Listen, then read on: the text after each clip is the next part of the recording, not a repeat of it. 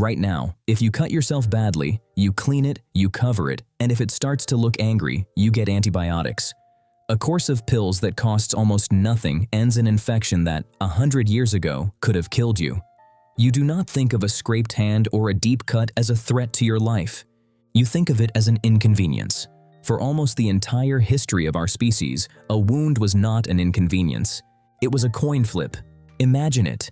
You are hunting, and a slip of a stone blade opens your forearm, or a spear point grazes you during a hunt gone wrong.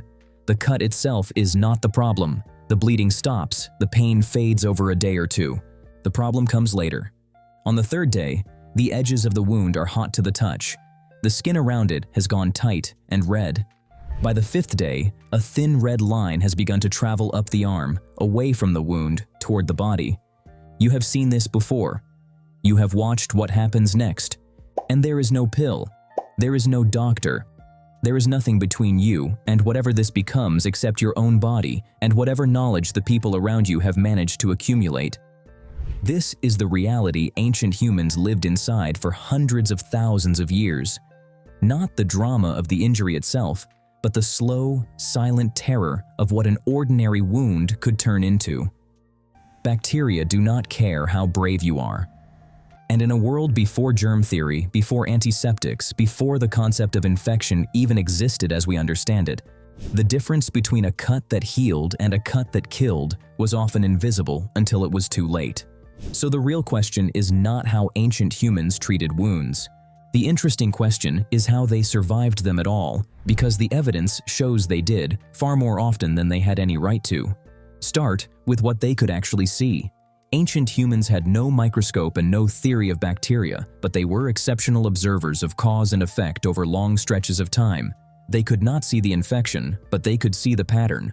Which wounds went bad and which did not. Which substances applied to a wound seemed to change the odds. And through nothing but accumulated observation across generations, they arrived at treatments that modern science has since confirmed actually work. Honey is the clearest example.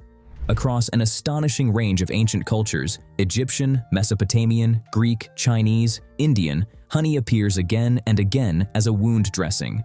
The Edwin Smith Surgical Papyrus, an Egyptian medical text copied around 1600 BCE from a document far older, describes applying honey to wounds to promote healing. For a long time, this looked like superstition dressed up as medicine. It is not. Honey is genuinely antibacterial. Its high sugar concentration draws water out of bacterial cells through osmosis, killing them. It is naturally acidic, which inhibits bacterial growth, and an enzyme within it produces small, steady amounts of hydrogen peroxide. Modern hospitals now use medical-grade honey on wounds that do not respond to conventional antibiotics. The ancient Egyptians did not know why it worked. They knew that it did. That was enough. The same is true of a substance most people would never think of. Sphagnum moss, the soft, absorbent moss that grows in bogs across the northern hemisphere, was used as a wound dressing across ancient cultures. And it is not a random choice. Sphagnum is highly absorbent, capable of holding many times its own weight in fluid, which kept a wound drained. More than that, it is mildly acidic and contains compounds that inhibit bacterial growth. It was still being used as surgical dressing as recently as the First World War, when manufactured bandages ran short and sphagnum was gathered by the ton to pack the wounds of soldiers.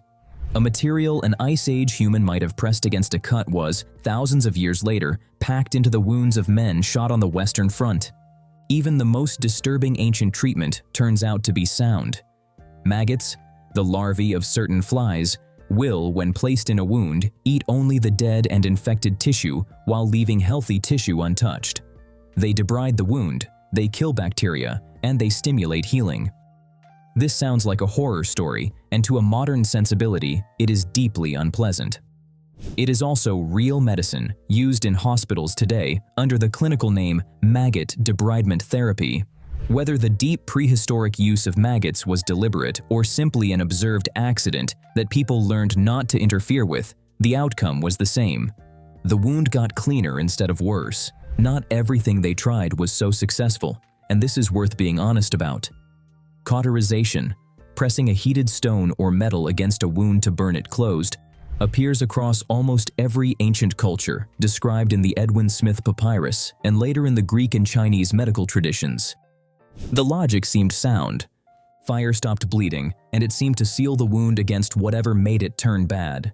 For controlling a hemorrhage that would otherwise kill within minutes, cautery genuinely worked, and it saved lives that no plant dressing could.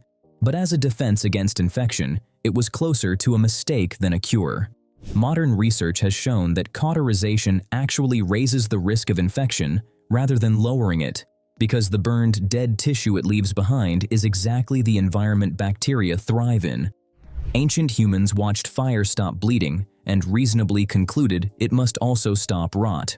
They were half right, in a way that sometimes cost the very life it was meant to save. A reminder that empirical observation, powerful as it was, could still lead people confidently in the wrong direction.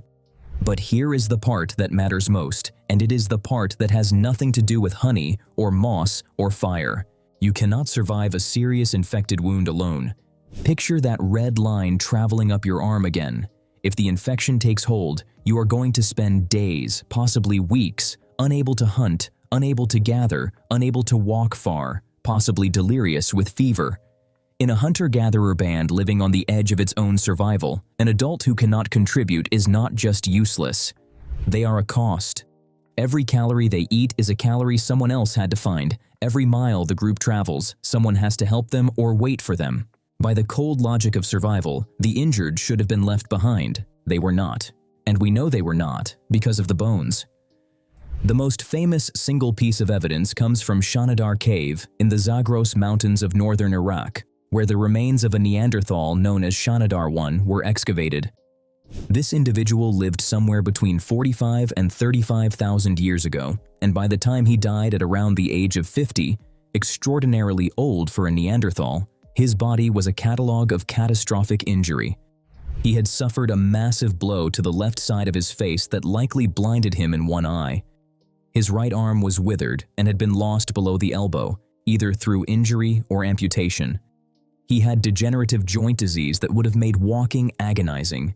He was, in the words of the researchers who studied him, incapable of hunting, of running, of making complex tools, of contributing meaningfully to his group in any of the ways survival supposedly demanded. And yet, his injuries had healed. All of them. Healed bone does not form on a corpse. It forms on someone who lives for years after the wound. Shanidar I survived his devastating injuries by a decade or more. Archaeologist Penny Spickens of the University of York, who has studied more than 30 Neanderthals with serious injuries, argues that this survival is only explicable one way. Someone cleaned his wounds. Someone brought him food. Someone protected him from predators when he could not protect himself. Someone did this not for days, but for years, for a man who could give them almost nothing in return. This is what actually kept ancient humans alive through infected wounds. Not just the honey and the moss, though those mattered. The deeper answer is that survival through injury was a social act, the knowledge of which plants to apply, held by whoever in the group carried it. The willingness to spend calories and effort and risk on a person who could not repay it. The simple, radical decision not to abandon someone whose wound had turned. Spikens made a point about this that is worth sitting with. She argued that Neanderthals did not weigh whether the injured person might one day repay the care. They simply responded to the suffering of someone they cared about. The instinct to help was not a calculation. It was older than calculation. There is a strange thread that connects Shanidar I to the world you live in now. The antibiotic in your cabinet is the end point of a very long line. A line that runs back through germ theory, through medieval maggots and battlefield moss, through Egyptian honey, all the way to a Neanderthal band in a cave keeping a one-armed, half-blind man alive for reasons that had nothing to do with usefulness. The medicine changed beyond recognition. The thing underneath it did not.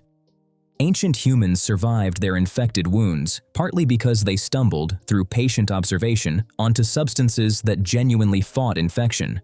But mostly they survived because someone stayed. Someone cleaned the wound again the next day, and the day after that, and refused to treat a suffering person as a problem to be solved by abandonment. The red line traveling up the arm was the same threat for 300,000 years. What changed the odds was never just what they put on the wound, it was who was willing to sit beside it.